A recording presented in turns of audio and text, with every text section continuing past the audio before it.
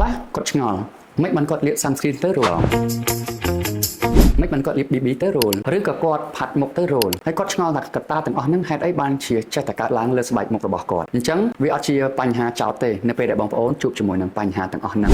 គ្រប់ស្បែកមុខរបស់យើងនោះទូទៅគឺគាត់តែងតែមាន side effect ពេលដែលបងប្អូនយកផលិតផលមួយឬក៏យករបស់អ្វីមួយយកមកលាបមកលើស្បែកមុខវាតែងតែ reflect មកយើងវិញប្រាប់ថាស្បែកមុខយើងអត់ទទួលយកវាទេ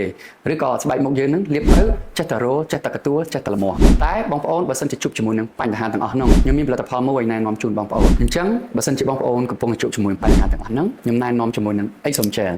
Exom Gel នេះអត់មានពណ៌អត់មានក្លិនប៉ុន្តែគុណសម្បត្តិរបស់វាជួយបញ្ហាដែលបងប្អូនកំពុងតែជួបដូចជាបញ្ហារោលកទួលល្មាស់ស្បែកងាយ allergy ស្បែកងាយប្រតិកម្មបងប្អូនប្រើជាមួយនឹង Exom Gel នេះនៅពេលដែលបងប្អូនលាបបងប្អូននឹងមានអារម្មណ៍ថាលាបទៅត្រជាក់លាបទៅស្រាលមុខហើយលាបទៅធ្វើឲ្យបងប្អូនផាត់ម្សៅ